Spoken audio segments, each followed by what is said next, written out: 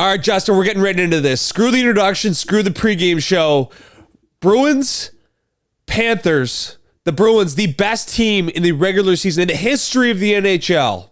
You think, okay, they got the veteran presence, they've got the Vezina goaltender, they're poised for a deep run. And we just witnessed potentially one of the biggest chokes in the history of the NHL. Up 3-1, lose 3 straight, lose in Game 7 in overtime. I've got 2 words. I'm going to let you get into it, but I've got 2 words. Adversity and momentum are 2 words that stuck out to me as I reviewed the tape, as I looked back on the games. The Florida Panthers have been playing meaningful hockey for a month and a half now. The Boston Bruins, they played zero meaningful hockey this season. They won every game. They glided through the regular season. They have played their first meaningful hockey game was 2 weeks ago. The Florida Panthers have been playing meaningful hockey for the last 2 months, we'll say. And momentum. Momentum is a real thing. There's a lot to get into here, Justin, but what were your thoughts on the game? Because I was completely shocked. I went through a roller coaster last night. And for all the people, there's people emailing the Daily Mission account. For all the people reaching out, thank you for your support. But go ahead. All right. First of all, my condolences to you and this Boston Bruins fan base. I mean, it's a situation where, like we talked about before, it's an absolute anomaly. It's a special piece of NHL history, and you're just on the wrong side of it, and that's just sometimes how it goes as a fan. But in terms of the breakdown of the series, it was something, watching this series, you said the momentum and the desperation hockey just never seemed like it was there for the Bruins. Like, this was something the Florida Panthers looked like they wanted it more. They had that dog in them, in that sense of, hey, we're going to knock off the best regular season team ever, and we're going to make an absolute statement to the league. And they went out and got it done. But for me, and I think you'll agree with this, a lot of the talk for this Bruins team in terms of analyzing it pre-playoffs was the experience, the knowledge of playoffs, the guys they've had on this roster that you would think be able to just get it done, be poised, etc. They looked far from poised in almost every game of this playoff series. Like, I think back especially to Game 6, where they kept chasing them, goal, back and forth the whole way. And they could just never lock it down. It was a lot of Allmark. I think there's something to be said in terms of a little bit of blame on Allmark for that Game 6. But, like, you're still playing out in front of them. Like, you would think that they'd be able to lock it down after goal number for this Bruins team, you would honestly think 2, 3, maybe 4. So for it to get so out of hand, I mean, hey, we've seen it. Is this? I know you're a fan, but this just happens to Boston. They go to Game 7. The Lightning got swept by Columbus a few years ago. Like, I don't know which one's worse. I mean, hey, you see this sometimes though. Yeah, it happens for sure. But yeah, like you said, I mean, all of the things that made this team great during the regular season, it just escaped them in the playoffs. I mean, you get these leads in Game 5. That was the we'll call it the TSN turning point. That is when the series began to flip. The Bruins completely dominated that game, outshot them 47-25, all over them. But they end up losing in overtime. Okay, now the series shifts to Florida. You can't get it done. You can't hold leads, which you've done all season long. You've been the best team at holding leads. You get 2 different leads in the third period. You blow them both. You end up losing 7-5. And then last night, it was unbelievable. It was like watching a different team. I mean, the giveaways. Yeah. We watched Bertuzzi all series long. As good as he was offensively, gave the puck away all series long. Charlie McAvoy. We're talking about guys who are stars in the National Hockey League. We're playing nervous. And I expected them to come out last night and just put the burners on, show them why, show the Panthers that this did not deserve to go to 7 games, and they were playing nervous. There was some nervous energy from both teams to start off that game, and honestly, when Pasternak scored that goal to go up 3-2, it was early in the third, but I thought, there it is. The boys are back. They scored an early one on the power play to start the third. Now Pasternak off a juicy rebound off a great shot by Brendan Carlo, far pad, right at the Pasternak, he buries it. I'm like, okay, this thing's over. And then Montour, I mean, we got to give a ton of credit to the Florida Panthers because they played phenomenally well. Getting bodies out front. Sam Bennett, unbelievable hockey player. I haven't watched much of him, but he played unbelievable that series. Matthew Tkachuk, I mean, just incredible. And Brandon Montour, we're like, what? He's going to get paid. He played unbelievable. The clutch goals that guy scored, I mean, you got to give him credit. And Bobrovsky, did what he needed to do. But go ahead, Justin. It was just, I mean, it's shocking. You're absolutely right. I mean, and there is credit to be given out to these Florida guys. Like you said, Montour, obviously unbelievable. Barkov, obviously, he's a big leader there. I know production-wise, he's kind of had a little bit of a dip, but it's still a huge leader there. Defensively plays a great game. Bobrovsky stepping in was absolutely massive for them. I know there's argument to be made about how he actually performed, but you know what? He got the wins, which is what you need in a goaltender, obviously. Tkachuk and Verhaeghe, absolute snipe show this year. Scored, I believe, 40 plus in the regular season. Gets the OT winner here in Game 7. Absolute hero. Tkachuk, obviously, up in on that forecheck. Never gave up on a puck. And again, the heart and soul of this team, and I don't want to take anything away from Barkov being there as a captain and everything, is Matthew Tkachuk. This guy came into the series and said, hey, we're going to knock off the best team that's ever played in the NHL regular season. They went down 3-1. And I promise you, he sat in that locker room and he said, I'm not changing my tone, fellas. We are still knocking off. Like, to be down 3-1 against a team like this speaks volumes to the character in that locker room, because a lot of teams would fold over and say, you know what? We got a game on them. We didn't get swept. We barely got into playoffs. We're young. We'll do this again next year and we'll be the better team. No, they said that's not happening. We are chugging back into this series, and we're going to win this thing and go to TD Garden Game 7 and finish this off. And they did it. That speaks so much volume to the character.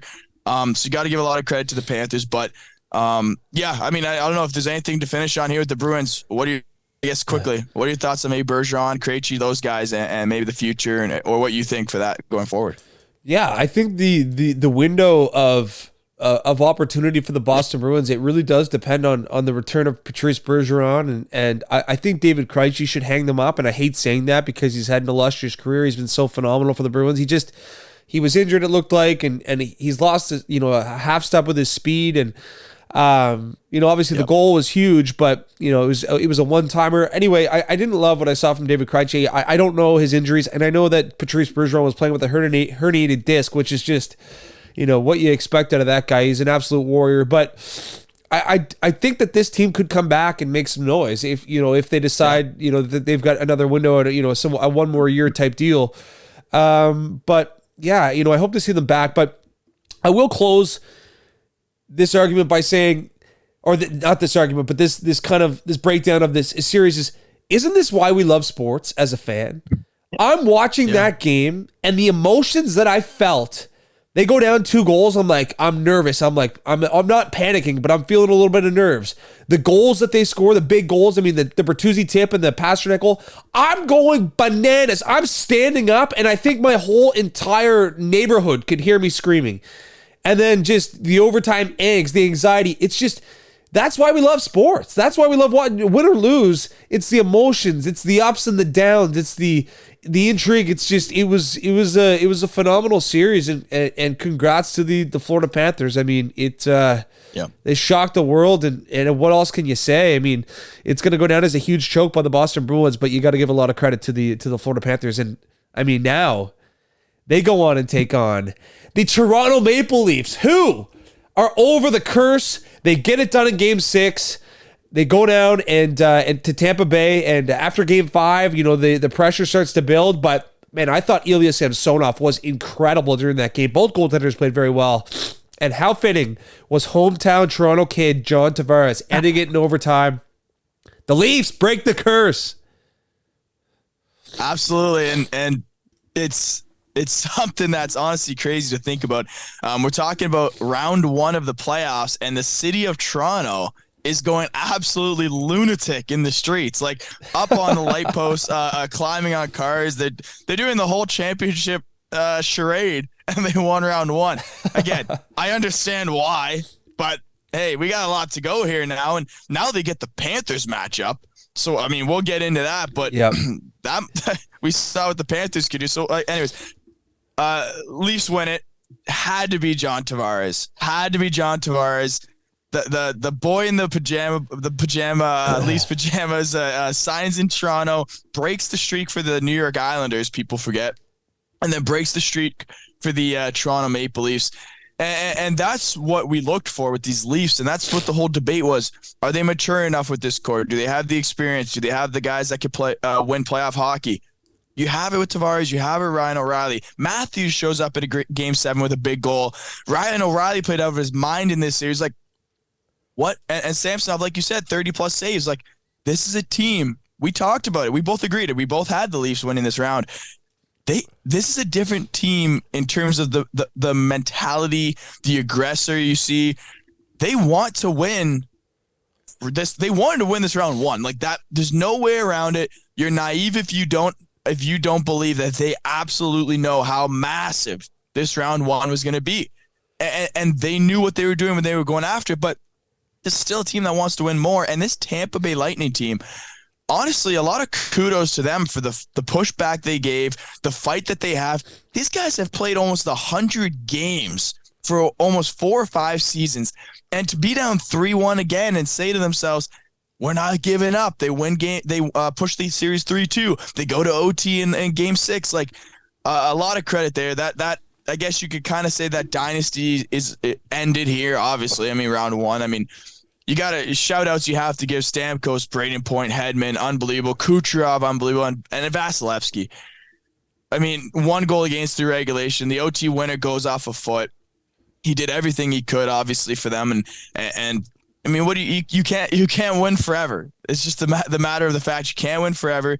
The cap situation is what is kind of brought Tampa down from their past teams, but this was a phenomenal series. This was unbelievable, even for the neutral fans. The team that was on the dynasty versus the teams that hasn't got done in round one go at it and put on an absolute show for us. So, yeah, congrats to the Leafs fan base. That's all you can say, and let's see what they do moving forward. You got to be happy for them. You really do. And you got to think, man, like think about what Tampa Bay's been all in. At deadlines, they've been shipping up prospects. I mean, they'll look back at that Tanner Jeannot trade and probably regret it. He did not play well, and they gave a boatload up to get him.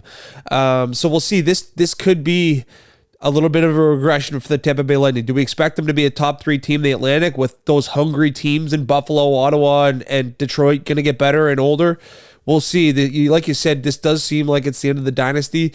But yeah, I mean, you've got to be happy for the Toronto Maple Leafs. And obviously we know we're going to preview the matchups here in a little bit, but look out. Look out now for the Toronto Maple Leafs.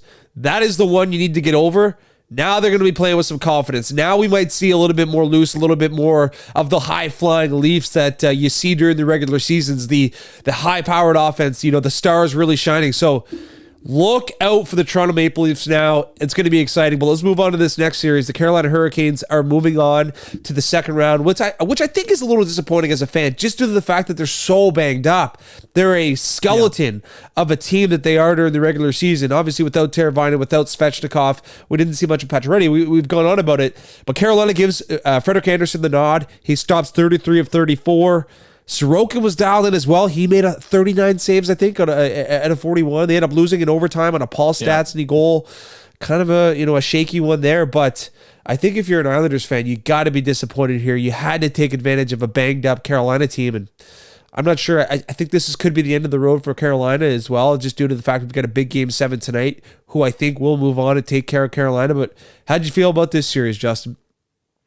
Yeah, I was on Islanders. We talked about it a million times, obviously, in terms of the injuries. And what really drives me nuts is the Islanders, I believe, truly outplayed them for a large portion of this series. I mean, the numbers are factual here. They had much more expected goals for 5-on-5, and they dominated the pace of play for majority of the first 5 games going, obviously, into this Game 6. I had those stats. And so this is a team that just either couldn't put in the back of the net or couldn't get the timely one. And again, you go back to the Mayfield high stick, changes the series too. You hate to say that, but obviously you don't want to blame refereeing. But yeah, Carolina gets it done. Even the goal, again, this is so sour to me. I know all I had was I picked them in a little prediction in the bracket stuff, but like the winner turned over, I believe, by Pulock in the corner, just uncharacteristic for a guy who's been there and done that so much. And the shot goes short side off like the head of Sorokin, who again wouldn't normally give up a goal from that angle. Like it was just such a sour way. You feel for the Islanders fans who, like you said, snuck in but had a chance in this series due to injuries. I mean, Carolina fans, I don't really know how you feel comfortable going forward. They got, like I said, they got outplayed, and now you got to play a Rangers or a Devils team. Like, they got to be just panicking because as much as we look at the Leafs and the Bruins and the Tampa, like, this is a team who's kind of been there to win the last number of years. But obviously they've won round ones, and they're not as big of a fan base to get that blame and that media talk about how they don't get it done. Like, they went all in for Burns. They went and got Freddie Anderson from Toronto. Like, this is that's been saying and playing that they should be cup contenders and haven't got it done. And now we don't believe they will. So Carolina beats the Islanders. Again, this series was a little bit of congrats on making it to round 2, but I don't think either of us believe much more. So I guess they get it done. Islanders are going to have some decisions to make this offseason. A lot of older guys in that team, and they're not a cup contender per se. So they got to build around Sorokin still, but we'll see what they make some decisions here. Yeah, no doubt. And I want to talk about the Carolina Hurricanes just briefly before we move into the Game 7 preview of the Devils Rangers. But we look back at the deadline, Justin, and the Carolina Hurricanes weren't really that aggressive. I mean, they brought in a guy like Jesse Puljujarvi, who hasn't really been. He's been a bust. I mean, I think that there's no way around it. I mean, he hasn't been the player that we expected him to be. You'll get a defenseman out of Arizona and Shane Goss to spare, but really, is that management looking back and going, man, if we could have got a few more pieces, maybe we wouldn't be in the position we're at right now. I mean, in a better position to deal with injuries. It's interesting, man, to look back and think, maybe they could have been a little bit more aggressive to bring in a few more pieces for this run due to the fact that injuries have played such a big role. But they are moving on, and they are waiting for the winner of the Devils-Rangers series. The Rangers finally come out in Game 6. They looked, and they won in dominating fashion, taking down the Devils 5-2. Mika Zibanejad finally breaks the goose egg, gets on the board with a goal. The big guns were going for the Rangers, but we've got a massive Game 7 tonight. The New Jersey Devils taking on the New York Rangers in New Jersey. Winner moves on, loser goes home. Any predictions here, Justin? How you feeling about this Game 7? It's going to be electric. Yeah, absolutely. And this is an interesting Game 7. This series is one of the craziest we've seen. We had Rangers go up 2-0 on the road. New Jersey commenced to win 2 in Madison Square Garden and then go up 3-2 for the and halt the Rangers scoring. So now all of a sudden the Rangers pop 5 on you. I'm going to go with the Rangers in Game 7. I think this is going to be a battle. I'm going to say maybe 2-1 again, like we saw in Toronto-Tampa, maybe 3-2 kind of thing. I think it's going to be a low-scoring affair. Shesterkin and Schmid, like Game 7s, you expect your goalies to absolutely show out for you. The experience on the Rangers, again, we talk about. I think this is going to be Rangers win Game 7, move on, play Carolina. I think this is going to be looked back at for the Devils franchise as, hey, we learned a lot in this series. We got a ton of experience, and then next year we're going to see a different Devils team in terms of talking about how they have kind of been there, seen some things, and grow. But I think this is where they kind of take their licking, learn, and the experience kind of shows out. I'm going to go Rangers win in a lower scoring game. What do you think? Yeah, I'm on the Rangers as well tonight. And it goes back to the momentum that I've been seeing during these series. The momentum shifts and how teams are feeling. And I think it was huge for some of those guys to get on the board, like Mika Zibanejad and Kreider, who's been playing well. And, Tarasenko. I think all of these guys are buzzing now. And it's obviously, I expect this to be kind of a slower game. You know what I mean? Like the Devils love to play at a high pace. I'm not sure if they're going to bring that out of the gates in the Game 7. I mean, we saw it last night in Boston and in Florida. And obviously, we'll get into it. I didn't catch much of the Avalanche Kraken game because I was dealing with some heartbreak. Just the 15-minute heartbreak. But no, it's exciting for Devils and Rangers fans. But I'm with you, man. I think the experience prevails here. I think Shesterkin had a fantastic game in Game 6. I think he continues to roll, and Schmid finally looked a little bit human. So that's not a great look for the Devils moving forward, but I think it's a momentum thing. I think the Rangers and the experience win this one. Yeah, and the one thing I could add just quickly that you talk about experience, and Shesterkin and his ability to play remind me a lot of Vasilevsky. Remember in the last playoff runs, talk about Vasilevsky's record and in elimination games, his save percentage elimination games. The elite of the elite goalies can do that. And they do that in Game 7s. Brodeur as well. It's like all these all-timers won because they could show up This is going to be a big one for Shesterkin. I think he's the difference maker in this game, but this will be telling in terms of where he kind of aligns and how elite he is at all timer, etc. If these Rangers are gonna go the distance. Absolutely. I'm just gonna say this right now that the winner of this series will move on to the Eastern Conference Finals. But let's move out west. We've got a few more series to break down before we get into our series predictions for the for round two. The Stars advance. They take care of the Minnesota Wild. They seem to just kind of turn it on and dominate games 5 and 6. My questions are: did Philip Gustafsson run out a bit of a steam? Did the Gus bus fall off the tracks? The Stars will then move on to take on the Seattle Kraken, which we'll get into afterwards. But what did you see from this series? I mean, obviously it started out in a bloodbath, but it just seems like the cream kind of rose to the top here, where Dallas kind of outlasted a team that was maybe outpunching or outkicking their coverage. I mean, I think on paper the Stars are the better team, the more experienced team, and obviously get it done in 6 games. Yeah, I agree, and honestly, that's all it came down to. Was the better team ended up winning this series, and the better team took control of the series. That's the other thing. Like, they dictated the pace of play. They dictated how the opportunities for Minnesota were going to be. Minnesota just doesn't have enough firepower to break down a team that's so well coached and so well puzzled together. Yeah, exactly. You know what I mean? Like, Stars play a great brand of hockey up and down the lineup, all 6 guys on the ice at a time, and you need superstars to break through that. The McDavids, the Matthews, the Jack Hughes right now, the Panarins and all that. Like, those kind of guys break a team down.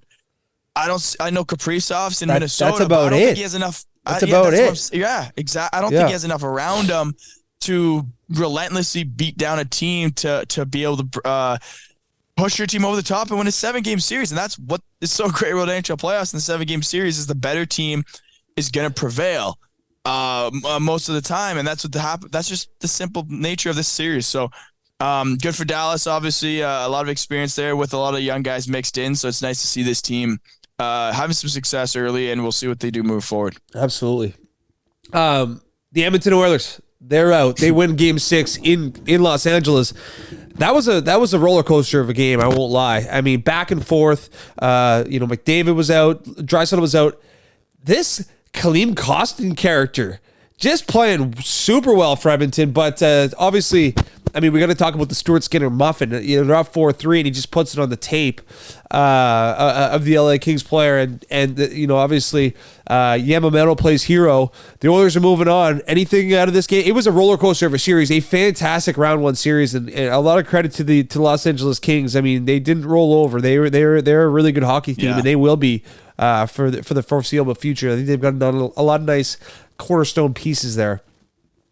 Yeah, I guess first with the Kings in terms of giving credit where credit's due. Korpisalo obviously didn't finish the series as well as he wanted, but he's kind of hung out to dry. Excuse me. When you go up against obviously players like Draisaitl, McDavid, in that lineup, you're gonna get grade A chances continuously, and you can't. It's impossible to save them all.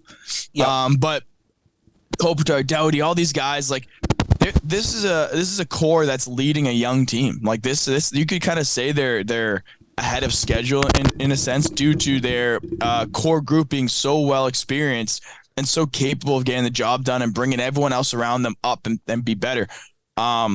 With that being said, this is just a juggernaut of a team. And I'll say this for Kings fans tuning in.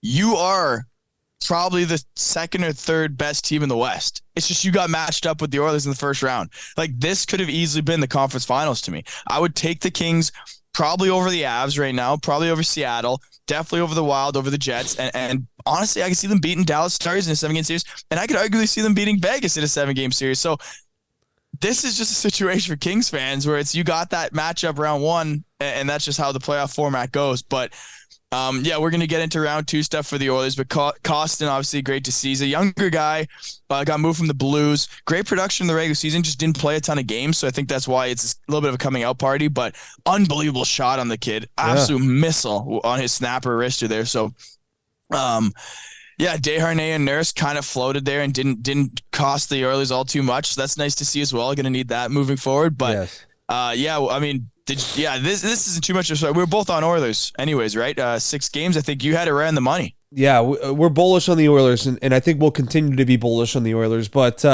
obviously, just an absolute battle, a back-to-back playoff beginning round series of the Kings. There's a little bit of a rivalry developing there, but the Oilers advance.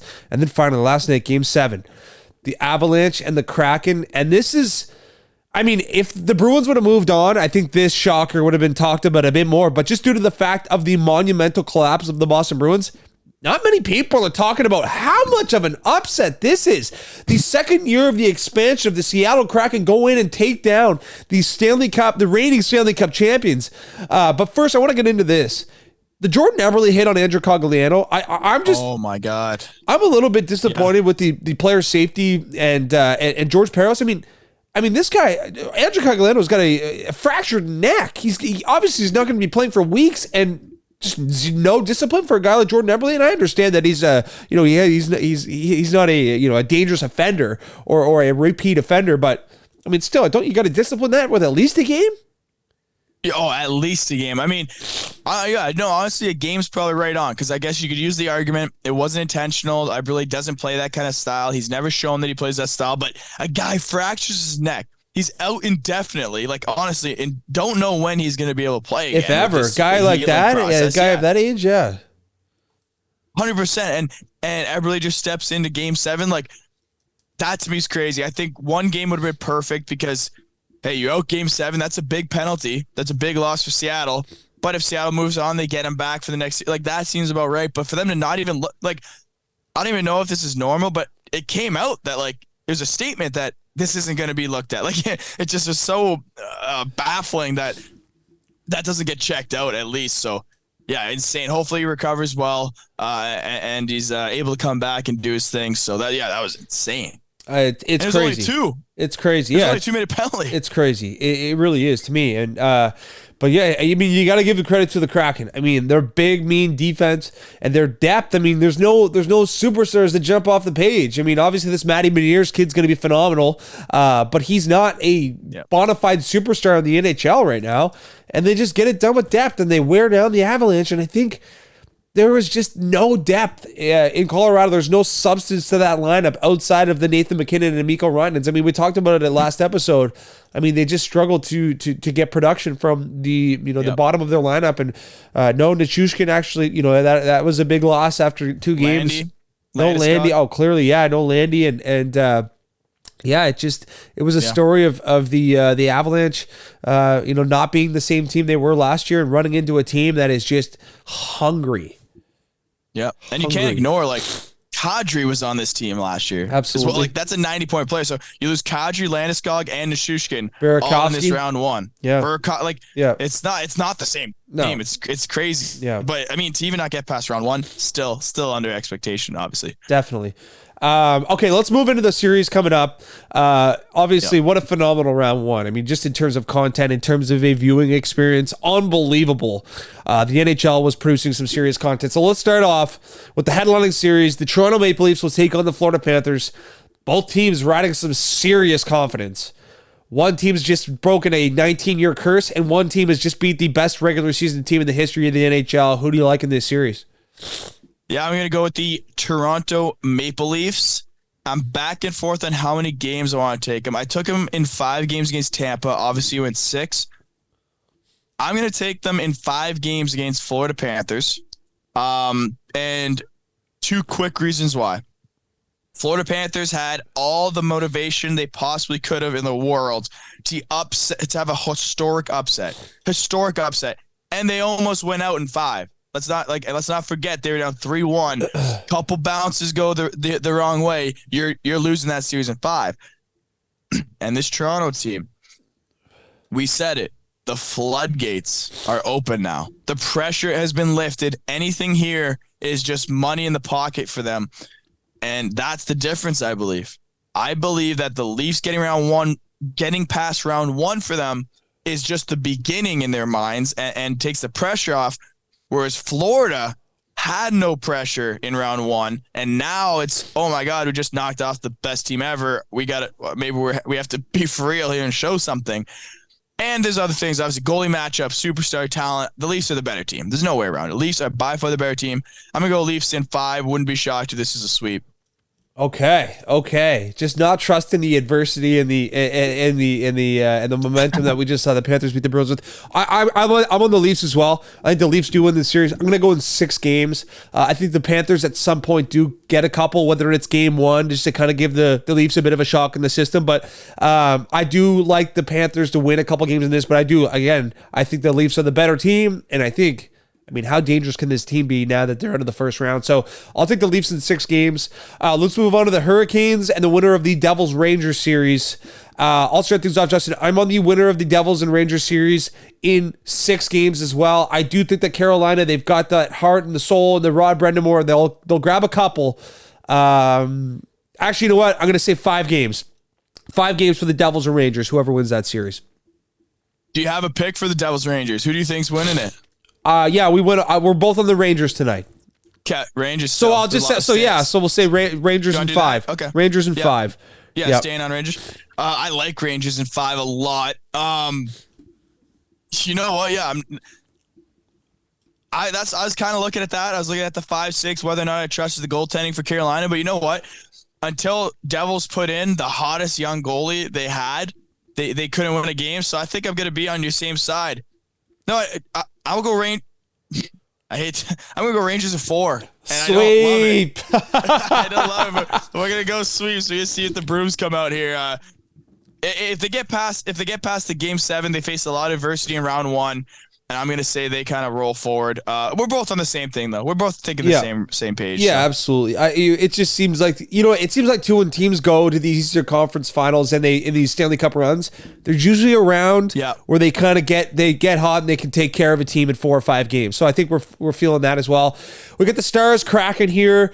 I personally think that the Kraken, their magic has ended here. I think that this Colorado team was so banged up, and they took advantage of this team perfectly. I don't think it's going to be the same case taking on this Dallas Stars team, who are poised for a run. They've got experience. They've got the goaltender. I like the Stars in 5 games.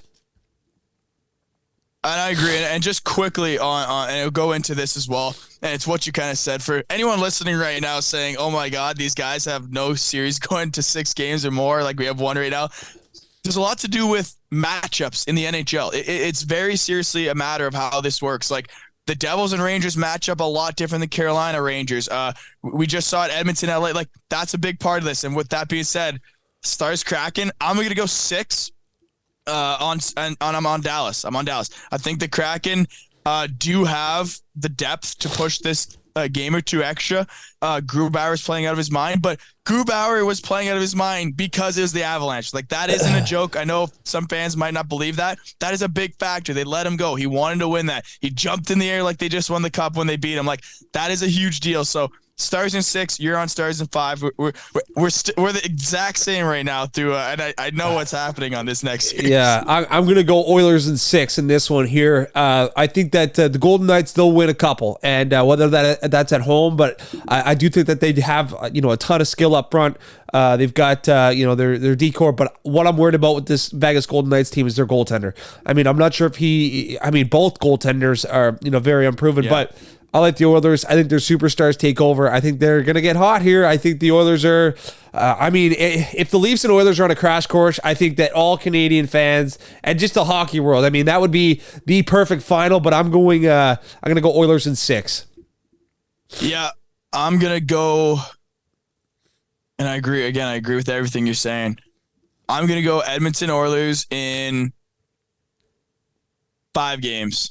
I'm going Oilers in 5 games. I completely agree with everything you said. I think this is a series where you're going to see McDavid and Draisaitl go absolute banana lands, which is crazy to say because they just kind of did already with 11 and 12 points. The Vegas Golden Knights don't have the defensive ability that the Kings had. For sure. They are a more wide open game, more wide open team. Like people need to understand, out of all the teams left in the playoffs going into round 2, LA Kings would have been the toughest matchup for McDavid and Drat on a personal player level. This series may have 8 goals a game. And it could be 7-1. It could be 5-4, whatever. this will be wide open this series. We're hammering the overs of this series. Hammer the overs. And we're on Oilers. It's Oilers and high scoring. So there you have it. Yeah, we're both on Toronto. Yep. Quick. That's 6 or less. We're both on Rangers in 5 or less. We're both on Edmonton in 6 or less. And we're both on Stars in 6 or less. So there you have it. Absolutely. That's going to be a parlay that I'll hit, once we get the series set in stone. I'll parlay those 4 teams. Maybe not in the specific games, but I'll just parlay them. And this should give some decent odds there as well. There would be a surprising upset for one of those teams to go out, in my opinion. And Greg, do we want to do it quickly for some of the listeners that might want to do something like that? Like, do we want to give a Stanley Cup prediction? Do we want to give a finals prediction just midway through from what we've seen so far? Do you have your matchup and who you think's winning the cup right now? Yeah, absolutely. I'm going to take the Leafs Oilers, and I know that sounds crazy, but it just seems like they're on a crash course right now, and it just seems like both those fan bases are just starving for a cup final, and I mean that's the way it's looking to me. I think that the conference final series are going to be interesting. I mean, once we get there, I mean those are going to be some fantastic hockey series. But I think the Oilers beat the Stars in the conference final, head to the cup, and I think the Leafs in a Game 7 will take care of the Rangers, and we could be looking at Leafs, all Canadian Leafs, Edmonton Oilers, a guarantee a Canadian Stanley Cup for the first time since '93. So that'll be my prediction. And I'm gonna give you mine. Then we're gonna have a little bit of debate here, but I got Oilers Rangers, so we're still on the same mindset. I have Rangers beating Toronto. Yep. I think we're obviously on the same path there. Rangers a little more experience. I think we're going to be reminded here in this next series how great the Rangers are. I think we got a little bit pushed off them with how the Devils bounced back, but I think we're going to be reminded. Here's a question now. Quickly here, we can talk about it. Toronto versus Oilers. Yep. I'm Canadian, you're Canadian. We know how massive. You got the Dallas Cowboys for Canada against the best player we've probably ever seen. Think about that for viewing. Or you got the best player we've ever seen in Edmonton. You got the Canadian fan base trying to break the Canadian slump of Stanley Cups against the New York Rangers and that American fan base. Like, what do you think's you're Gary Bettman right now. What do you want to happen? Do you want Rangers Edmonton or do you want Toronto Edmonton in terms of viewership? It's a good question. You know what? I think just in terms of geographic location and both nations involved, I think that you would want the Rangers and Oilers, but the Leafs brand and the Leafs, it's huge, man. Like it's just gigantic. I think selfishly, I'd want the Oilers Leafs. I do want the Oilers Leafs selfishly, but I think for the I guess global outlook of the NHL, I think that Rangers Oilers is maybe the more compelling series, or maybe for business. I'm not sure. That's actually that's a great question. And you know what? We're gonna get, well, again, knock on wood for our predictions. We're gonna get Rangers Leafs in the conference final. So there's your viewership. That's gonna be absolutely out of this world. Yep. So that's kind of a win-win for Bettman. Bettman absolutely is cheering for Leafs and the New York Rangers. There's no way around it in the second round, because if he's sitting there, conference finals, Leafs and Rangers, and then one of those two get to go to the finals, possibly against a McDavid, this could be honestly be massive for the NHL's growth. So that's unreal to see. Absolutely. RIP to the Boston Bruins and their historic season. Ladies and gentlemen, my condolences to all the Bruins fans out there. But we're moving on into the NBA, ladies and gentlemen, because we've got some playoff basketball to break down. We've got to preview some series here, but just finally, before we get into the series preview of round 2 in the NBA, the Lakers absolutely dismantle the Memphis Grizzlies. Justin was all over the Lakers. Kudos to you, Justin. I mean, you've had some serious hot predictions here on the podcast, which is why we brought you on. We know you're a guru. But yeah, taking down the Grizzlies in Game 6, not really close at any point. Obviously, LeBron James poking fun of the Grizzlies. Dylan Brooks fined $25,000 for not showing up to any of his media availability. Absolute clown. I mean, what? Yeah. It's just such a coward look to go out and be as cocky as you are and not go back to the media and hear what you have to say after a few losses. But yeah, the Lakers and they are on a crash course, and it's gonna be an exciting round 2 in the NBA, no doubt. But anything from the Lakers Memphis series? Yeah. So Interesting. I'm gonna be honest. Like I took Lakers. I thought he'd go 7. I thought Grizzlies were a lot better team. I do want to say, I think the Morant injury does speak a lot more to this series because he finished that last game. I have it in front of me. 10 points, 3 for 16. I did not realize it's that big of a shooting slump. So like, that's a player who's an all-time all NBA player at the moment, and he wasn't on his 100% health. So, but Dylan Brooks, we got to wrap this up and talk about it. Like this guy was so abysmal for his talk at LeBron. Yeah. And LeBron showed up. He had a weaker game 5, which we talked about, but he showed up and Brooksy here goes 4 for 11 shooting. Like and he said to himself, I was so bad and so proven wrong. I'd rather pay the fine and pay my money out of my pocket than talk to the media. That is just speaks volumes to what he already knows. That speaks volumes to me that he knows what he did was just made him look like a clown, and he's aware of it. His PR team must have been screaming at him not to talk to the media. Yeah, it's just been such a mess for the Memphis Grizzlies down the stretch here. I mean, obviously with John Moran and the whole gun situation and him having to leave the team, and then, I mean, Dylan Brooks, it's not like he came on and just started just mouthing off to LeBron. He was mouthing off with Klay Thompson. He was mouthing off with Draymond Green, and it's like, put up or shut up. And he chose to shut up because he couldn't put up. So, listen, we got the Lakers moving on, and they are going to take on the Warriors, who finally get a road dub, who finally get it done in games. I shouldn't say finally, but they get it done in Game 7 versus a team that was up 2-0 on them after they got Sacramento's going crazy. But Steph Curry, man, 50 points. I mean, this guy's out there swagging. I mean, I love watching Steph when he's hot, man. He's one of the more exciting basketball players to watch. But now we got the Warriors-Lakers, man. It's going to be super exciting. But anything from that Warriors series, I mean, Sacramento Kings gave the Warriors everything they had, man. It was a fun series to watch. Yeah, absolutely. And I just confirmed it quick. Steph Curry has 4 NBA championships. Yep. He just put up a 50 piece in Game 7. This team is so old from what they were in their prime dynasty run. Yeah.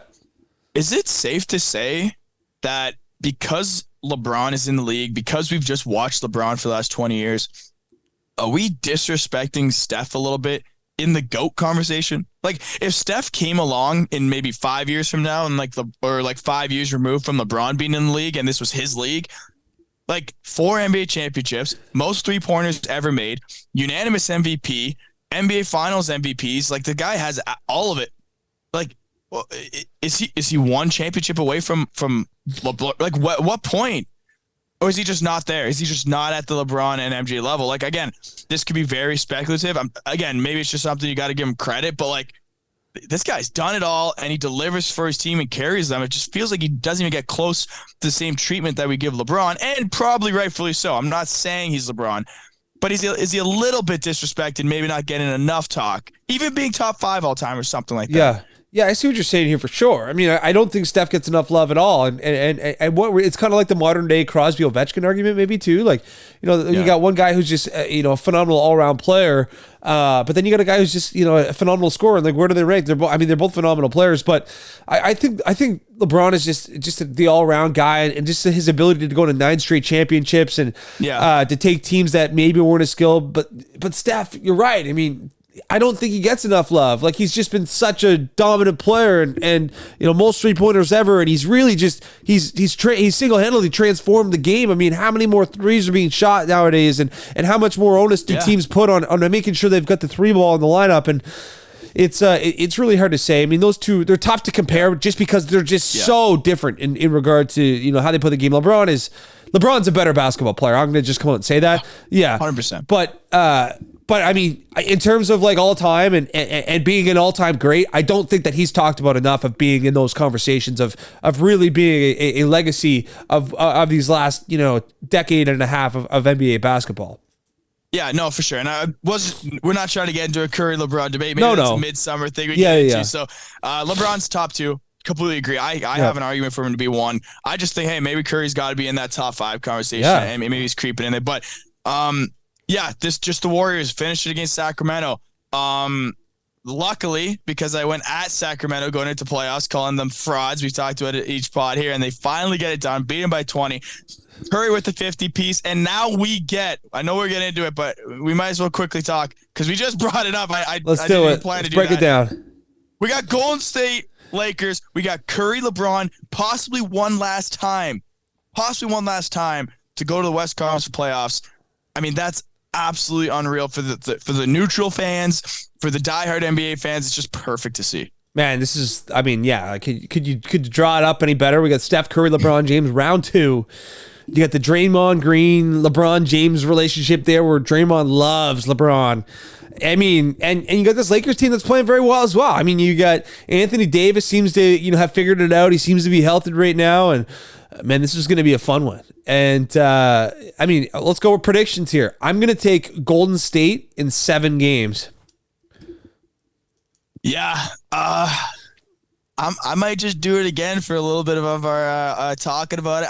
I'm gonna go Lakers in 7. Let's go, because the Golden State hasn't been phenomenal, obviously, through that Sacramento series. But again, Lakers, like Memphis was bad.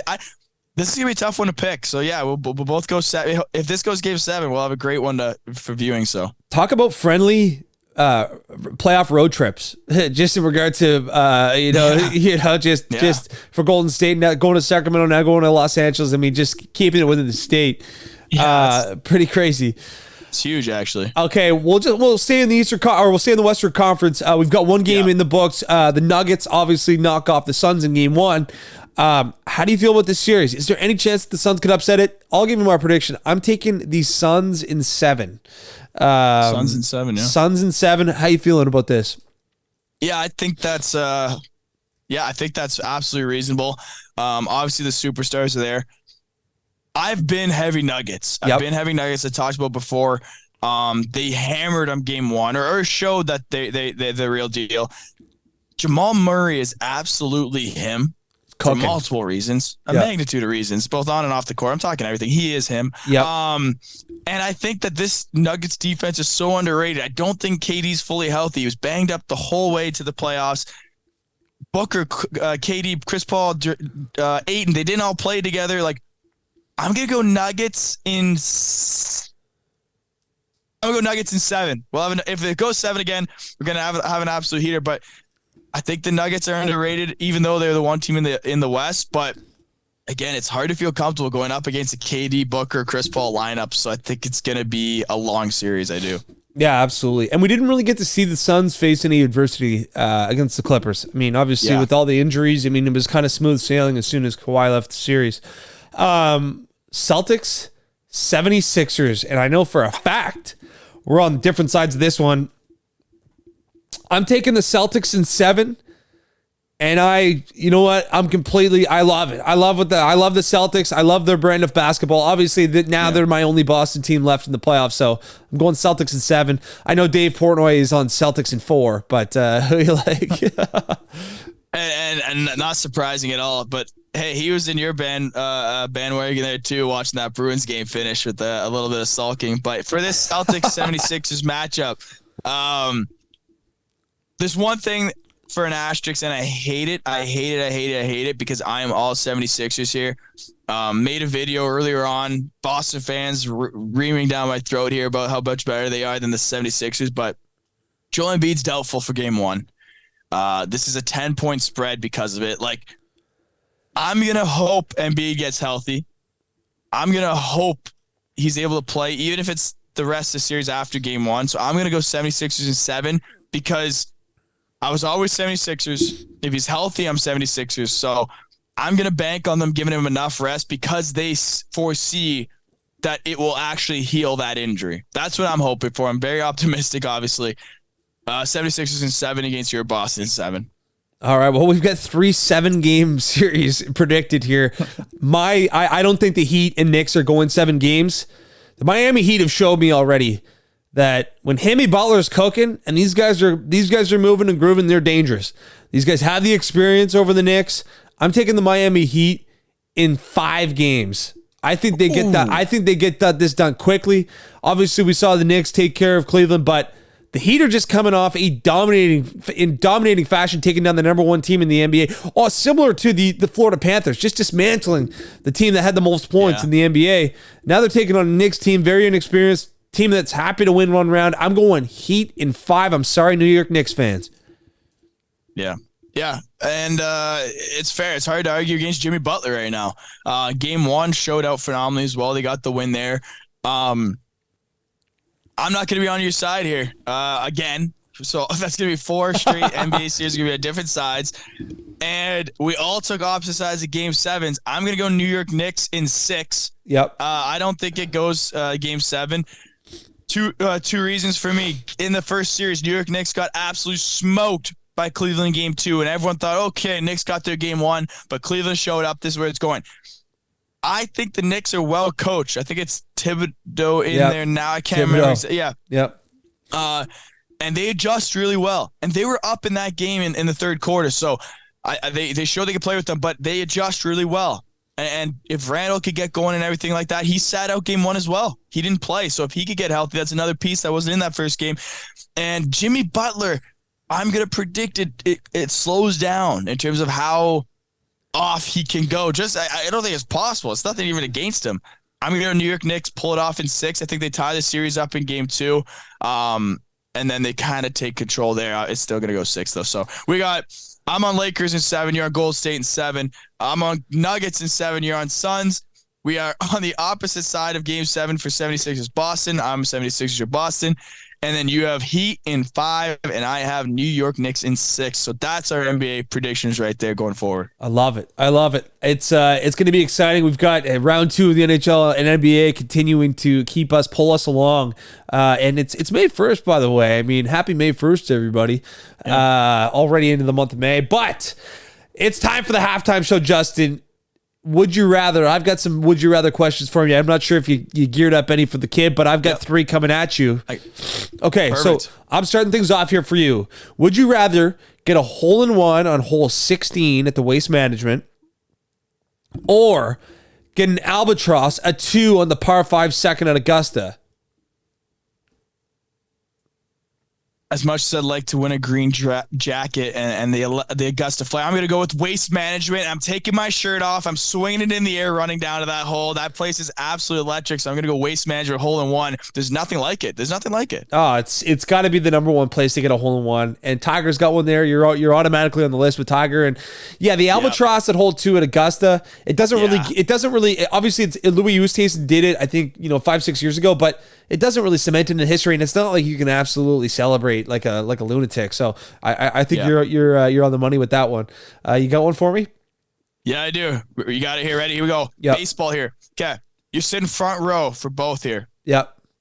You get front row tickets, season tickets for your favorite baseball team. Yep. Front row season tickets, or for one time you sit front row to a perfect game in the playoffs by a pitcher. Oh, I'm going with the perfect game. Because I'm going front row to the perfect game because, one, if you had season tickets to an MLB series, like how many of those are you able to make it to? Like so what is there 81 home games for every MLB team, or 82 home games? What is it? 162 they play, so 81 home games. Yeah. I mean, there's just no chance I'm going to be able to go sit through 81 games. So maybe 25 of them. So I'm going to go with the perfect game. I mean, that would be obviously legendary. Has there ever been a perfect game in the playoffs? Probably not. It might have been. I don't want to misspeak, but I don't know. Maybe just no hitter or something like that. Perfect game. That's a good question. I might have to check that after, but yeah. But I'm going to go with the perfect game. All right, listen to this one here, Justin. This one might throw you off a little bit. Would you rather get a Mike Tyson face tattoo or replicate Birdman's tattoos all over your body? Oh, wow. I'm going to go Mike Tyson's face tattoo. I don't think I can handle all that ink like Birdman did it, but I'm going to go with Mike Tyson face tattoo.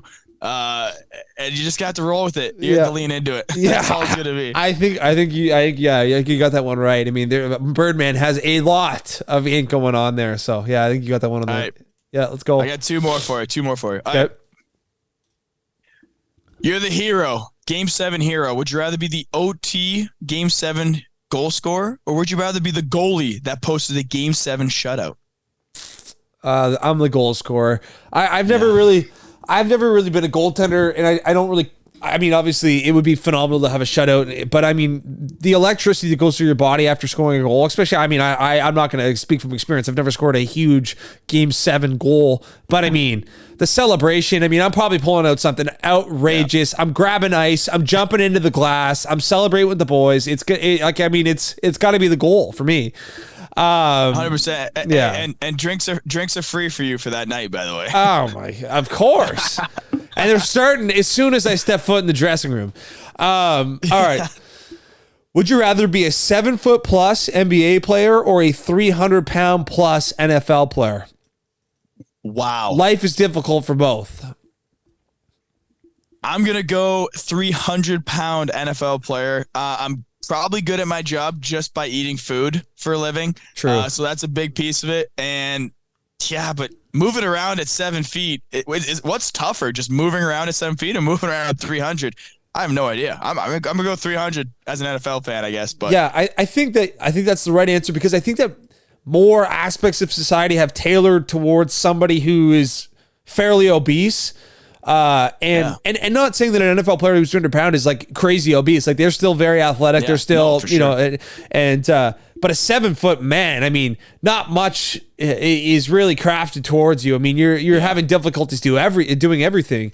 So I think you hit that one on the nail on the head there. Let's hear it. I got one more for you. Last one here, wrap up halftime. Yep. All right. Extremely hypothetical. I don't think you'd ever have to go one or the other here at all, but we're going to go. Would you rather win the Stanley Cup? Yep. Or have the single best regular season ever? Oh my God.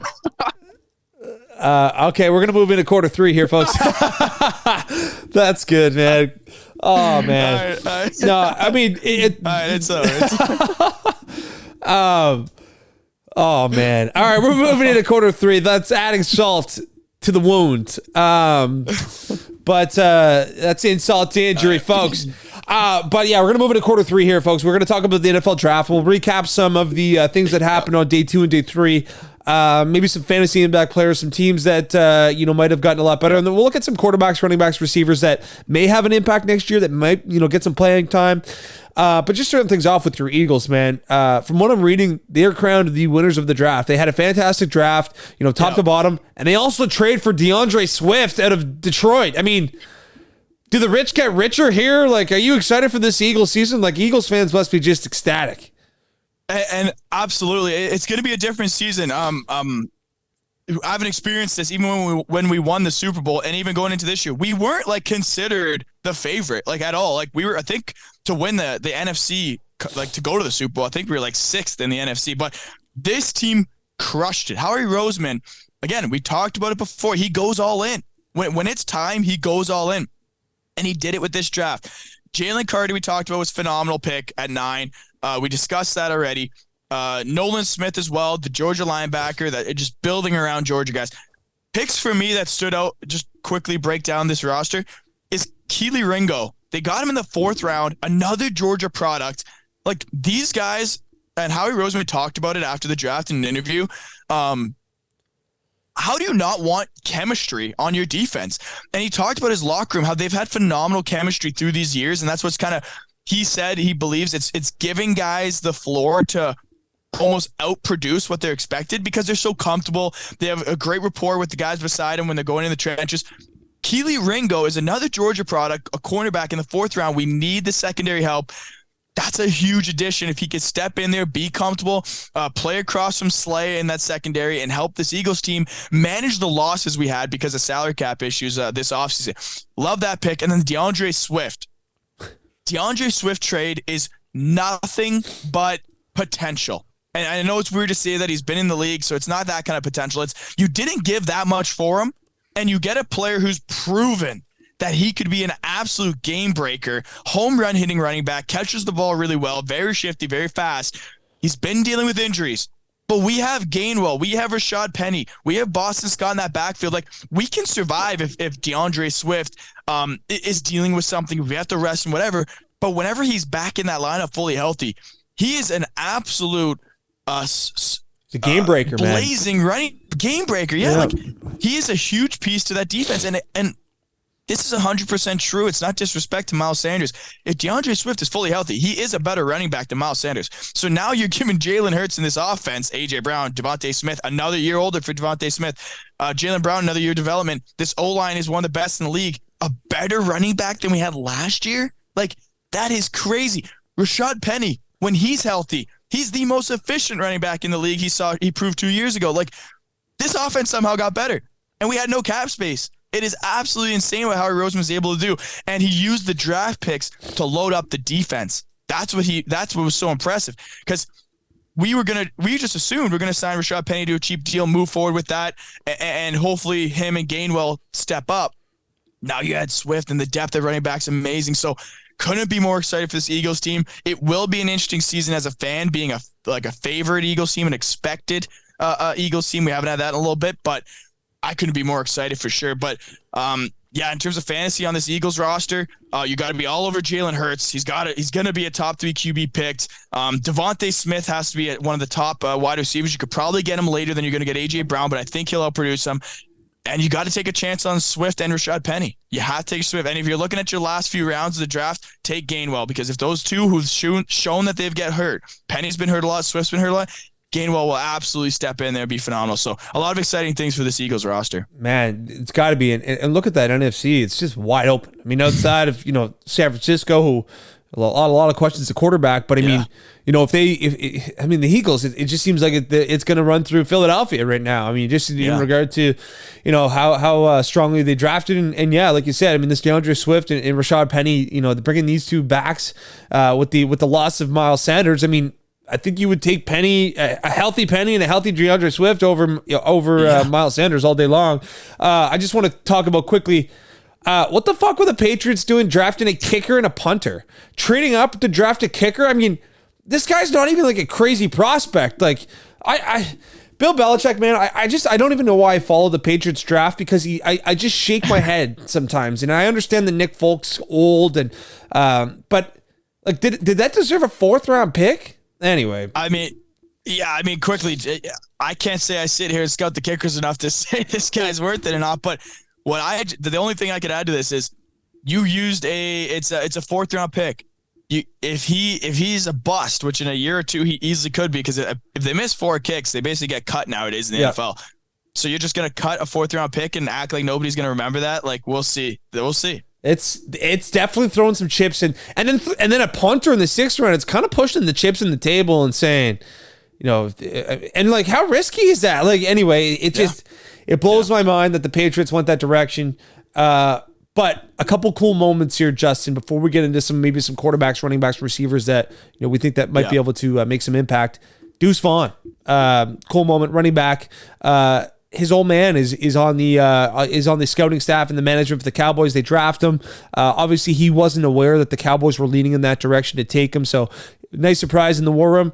And then the Steelers open up the 2nd round by taking, obviously, longtime DB Joey Porter's son, Joey Porter Jr., cornerback. So, kind of a cool, some cool stories there in Dallas and in Pittsburgh with a couple, connections there in the franchise. Yeah, absolutely. That Dallas video was pretty cool. His dad calling his son and saying, "You want to come to work with me on Monday?" That's an awesome thing to see. And he's going obviously to a great franchise, a great team. He'll be the number 2 behind Pollard. So that's unreal to see. His dad's the scout there. Those are unreal moments. I mean, you can't even imagine what they'll feel like. So it's just crazy to see. Good for them. Yeah. That family. Yeah, incredible. And then obviously the Joey Porter Jr. loves seeing it. Okay, let's hop into some of these quarterbacks. So we got Young, Stroud, and Richardson all drafted in the 1st round. We got Levis taken by the Tennessee Titans, and then we get Hooker taken in the 3rd round by Detroit. Then there's a few that go in the 4th and 5th a little bit later on. I'm not sure any of those later guys will be making any sort of news anytime soon. But out of these, these 5 top quarterbacks here, we did have Stetson Bennett go as well to the Rams in the 4th. But I mean, not a lot of scouts high on that. When you're playing on a team as juiced as Georgia, I think you just need a little bit of mediocre quarterback play to get it done there. But okay, in terms of the Bryce Young, CJ Stroud, Richardson, Levis, and Hooker, are any of these guys going to get an opportunity to play next year? And are any of these guys going to be worth a fantasy sniff, or are we just going to sit back and watch for a season here? No, not at all. And I think we're gonna see all three be the starters. I think the only one that's potentially not gonna play as much as the other two is Bryce Young with CJ Stroud with Houston. I think that Houston might give a little bit of time, perhaps, but I can see all three of them starting day one. It sounds like everything I see, Richardson is going to start day one, and I would assume the number one overall pick and Bryce Young will as well. Put some damn respect on our guy Gardner Minshew in Indianapolis. I say he wins that job, man. It's true. He could absolutely win the job, but it feels to me, depending on how the Colts see their roster, whether or not it's something that they want to get Richardson right in there to experience the fire, or they want to develop. You know what? Minshew would be a good decision to start him prior. Again, I'm speaking from what I've seen in the articles. So yeah. Minshew would make sense. Give him time to develop as a passer in terms of Richardson. So that would make sense to me. Bryce Young has no reason not to start. I don't care who's there. Yeah. They've started for the last 3 years worse quarterbacks than he already is all season long. They've had no one. There's no reason he doesn't start right away. And again, CJ Stroud, it would be a developmental decision for maybe 3 to 6 games, I'd say. Yeah. Same with Richardson. But in terms of fantasy, the number one guy you have to take on the board is Anthony Richardson. You're not going to want to take him as the only QB on your team, but you are going to want to take him later in the draft. If you're playing a super flex with 2 QBs, you're going to want to take him a lot earlier. And if you're playing Dynasty, you keep the players obviously throughout the years. You're going to want Richardson's quick, because Richardson, as bad as he was of a passer and an unproven passer, NFL started to show that they could develop that in terms of Fields, Lamar Jackson. And the fantasy game nowadays, that rushing perk for the QB is so massive with Jalen Hurts, Lamar Jackson. Again, we saw Justin Fields became a top 3 QB in the league. You're going to want Richardson quick. You could take Bryce Young as well. He's going to play a ton of games. Obviously, like I said, I think he's going to step in day one. He's got a pretty good core around him. That team wasn't god-awful. I know they're obviously picking one and because they trade up for it. Those are the two you're going to want to take. And you're going to want to take Richardson first, and you're going to have to be a little bit patient on him. But the upside to his running ability, you're going to want to take Richardson pretty darn quick if for the potential he could pay out. Yeah, absolutely. For sure in dynasty leagues. If you're a year-by-year guy, I would hold off. We're not looking at him early on. But no, I totally agree in regard to just the fact that we're looking at these quarterbacks and we're looking at how much noise and how much damage they're making when they've got that dual threat ability like Anthony Richardson has. Yeah, absolutely. He's going to be a guy to watch. And it's just going to be just fascinating watching these camps in terms of the quarterbacks and seeing the strides. But when we look at Houston, I think it is going to be Davis Mills for a little bit, and he's going to have a very short leash. But no, it's going to be exciting there to watch. Let's move into running backs here. Obviously, we saw Robinson and Gibbs go in the first round. We expect those two to definitely step in and get some time. And then Charbonnet goes in round 2 to Seattle. Kenneth Walker, he'll probably play behind. I'm not sure. Obviously, with the loss of Penny, I'm not sure what the depth chart's looking like there in Seattle. But is there any running backs and receivers? Let's just kind of compact them into both. Any running backs or receivers that you're like, yeah, that guy's going to be worth drafting in fantasy? Absolutely. So the first two big dogs in fantasy that we're looking at are Bijan Robinson, Jahmyr Gibbs. Yeah. I currently sit in a dynasty league, keeper league. I have the number 2 overall pick, and my number 2 overall pick will be Jahmyr Gibbs because Bijan Robinson's going 101. There's no way around it. Bijan Robinson has to be the 101. The 8th overall pick, capital put into him, shows that they're going to absolutely run their offense through him for years to come. Atlanta already peppered the ball to their running backs last year, and now they just get the best prospect since Saquon Barkley. So Bijan's the 101. If you're not taking Bijan at the 101 in dynasty leagues, especially, you're crazy. And even in redraft leagues, single year redraft leagues, Bijan, I believe I saw him going around the 5th, 6th round at the moment.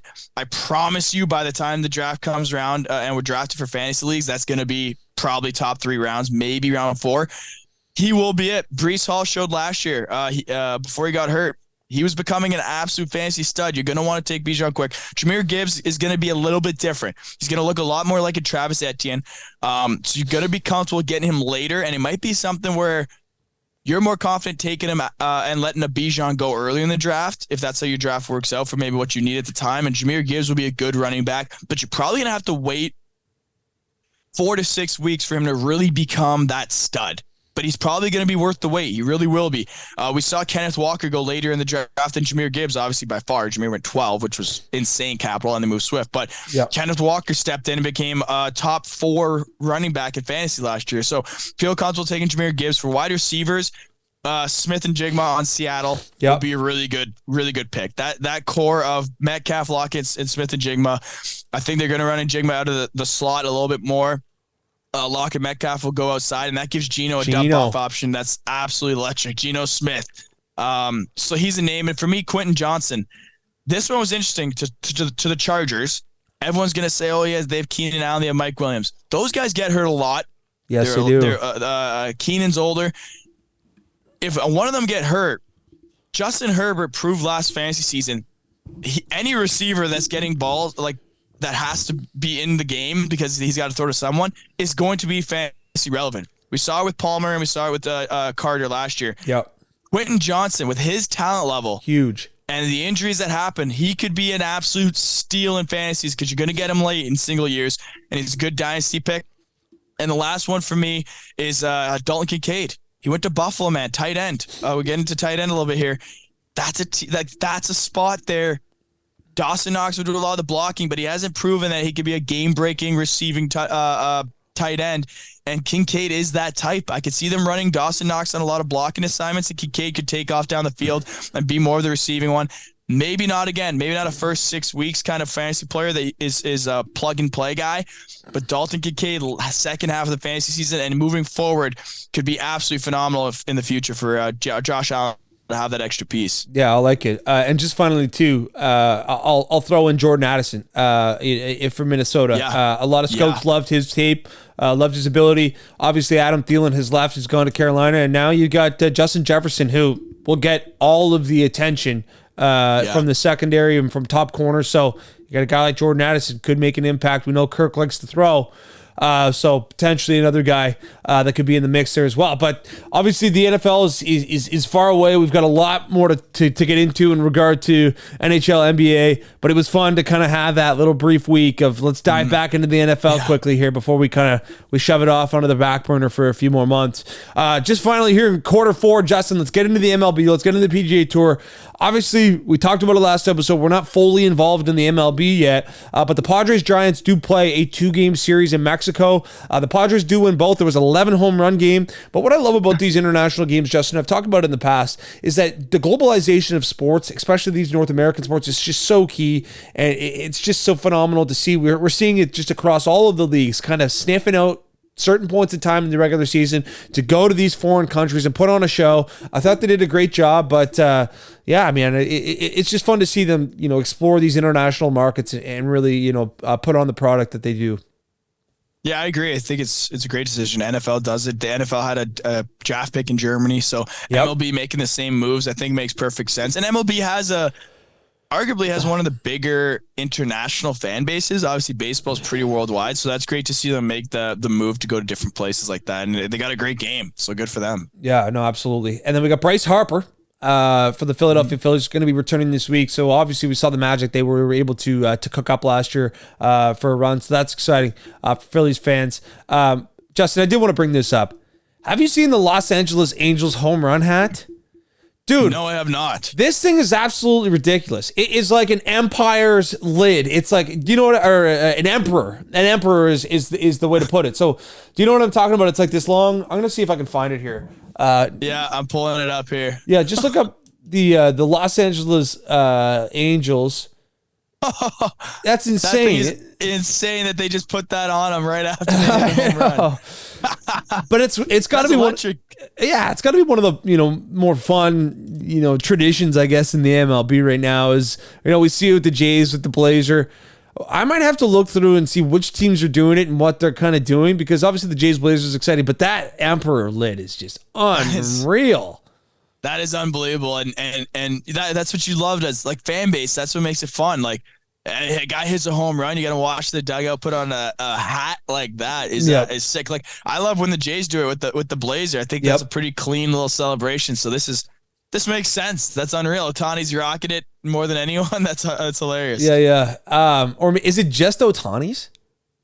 I don't know I might have because that was the cowboy hat, right? That was the they only do like two, maybe that's just Otani's. Yeah. That is unbelievable. I think that would be crazy. I don't know. Maybe I think Mike Trout has it on this time. Who knows? Maybe it's a certain moment or something. Yeah. Either way, that's all time. It's a good looking piece to have on after a home run. The Oakland Athletics, man, there was a bunch of fans lined up in the outfield. I shouldn't say a bunch. There was the 12 fans that were at the game lined up in the outfield, hanging signs over the outfield, saying "sell the team." They were kind of chirping the owner. And if you were watching the game on a broadcast, they cropped it out. You couldn't see the signs on the broadcast. So it was John Boy Media. I'll shout out John Boy Media. Really poked the bear by showing that there was a bunch of fans with these egregious signs lined up. And then if you're watching it on TV, you don't see the signs because they cropped them out. Just an outrageous move by the broadcast. I mean, this team's 6-23, so I feel good for the Oakland fans. They won't have the burden of having to have their hometown team be this bad when they're in Vegas. So it's bad. I mean, I don't blame them for being upset. What are you gonna do? It's the decision's done. It's how it's been for years. Poor fan base, man. It's just they're going through the ringer, and they will be going through the ringer. We talked about it. We got the Jays Sox this week, starting a 3-game series tonight. So we'll have a little friendly wager. I'm thinking the Boston Red Sox win 2-1 in the series. You feeling like the Jays get it done here? I mean, I'm taking Jays to sweep them. Let's go.